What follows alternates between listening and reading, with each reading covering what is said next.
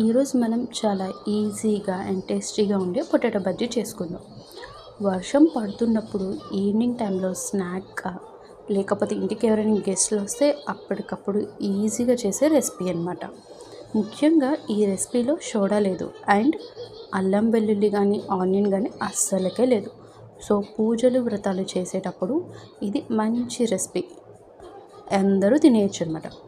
అయితే ఇంకెందుకు ఆలస్యం, స్టార్ట్ చేద్దాం. ముందుగా నేను 2 మీడియం సైజులో ఉన్న పొటాటోస్ తీసుకున్నాను.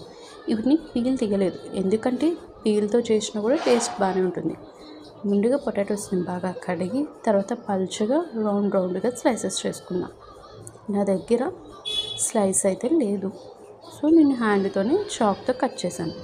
మీ దగ్గర ఒకవేళ ఉంటే దాంతో కట్ చేస్తే అన్నీ ఒకే సైజులో వస్తాయి, బజ్జీలు కూడా బాగుంటాయి.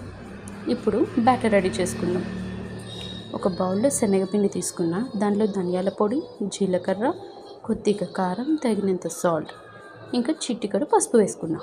పసుపు ఎక్కువ వేయాల్సిన అవసరం లేదు, కొద్దిగా వేస్తే సరిపోతుంది. బజ్జీలకి మంచి గోల్డెన్ కలర్ రావడం కోసం మాత్రమే పసుపు. ముందుగా ఈ డ్రై ఇంగ్రీడియంట్స్ అన్నిటిని బాగా కలిపి తర్వాత కొద్దిగా నీళ్ళు పోస్తూ బ్యాటర్ తయారు చేసుకోవాలి. దీనిలో పిండి ఉండలు కట్టకుండా కలుపుకోండి. బ్యాటర్ మరీ పల్చగా ఉండకూడదు, అట్లని గట్టిగా కూడా ఉండకూడదు.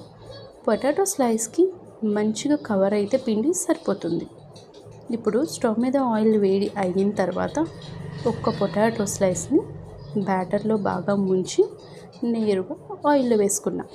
ఒకేసారి ఎక్కువ వేయకండి, కొన్ని వేసుకుంటే ఒకదానికొకటి టచ్ అవ్వకుండా మంచిగా ఫ్రై అవుతాయి. అంతే, మన పొటాటో బజ్జీలు రెడీ అయిపోయినట్టే. ఇవి ఇంత సింపుల్ రెసిపీ అంటే ఎప్పుడు అసలు కుకింగ్ చేయని వాళ్ళు కూడా ఫస్ట్ టైం కూడా ఈజీగా చేసేయగలరు టేస్టీగా. ఈ మన పొటాటో బజ్జీలు ఏంటంటే బయట క్రిస్పీగా ఉంటాయి, లోపల సాఫ్ట్గా ఉంటాయి. ఇవి ఇంకా క్రంచీగా కావాలి అనుకున్న వాళ్ళు దీన్ని మనం పిండి కలిపేటప్పుడే కార్న్ఫ్లోర్, కొంచెం బియ్యం పిండి కూడా కలుపుకోండి. అంతే, క్రిస్పీ ఇంకా ఓవర్ క్రిస్పీగా వస్తాయి అన్నమాట. లేదు నార్మల్గా కావాలనుకున్న వాళ్ళు ఇట్లా ఓన్లీ శనగపిండితో కూడా చేసేసుకోవచ్చు. ఇంకెందుకు ఆలస్యం, మీరు ఈ రెయిన్ పడుతున్న టైంలో అప్పటికప్పుడు ఈ healthy and home made food ready చేసుకొని తినండి. ఈ వర్షాకాలాన్ని ఎంజాయ్ చేయండి. దీన్ని పుదీనా చట్నీతో అయినా, కొబ్బరి చట్నీతో అయినా, లేదా టమాటో సాస్తో అయినా కానీ కాంబినేషన్ సూపర్గా ఉంటాయి. నేను ఇందులో సోడా వేయలేదు, అల్లం వెల్లుల్లి పేస్ట్ కూడా వేయలేదు అండ్ ఆనియన్స్ కూడా యూజ్ చేయలేదు. అయినా కూడా ఈ బజ్జీలు చాలా టేస్టీగా వచ్చాయి. ఒక్కసారి మీరు కూడా ఇలానే ఒకసారి ట్రై చేయండి, టేస్ట్ చూడండి. దీనిలో సోడా లేదు కాబట్టి కడుపు ఉబ్బరం ఉంటుంది అన్న ఫీలింగ్ కూడా అస్సలకే రాదు.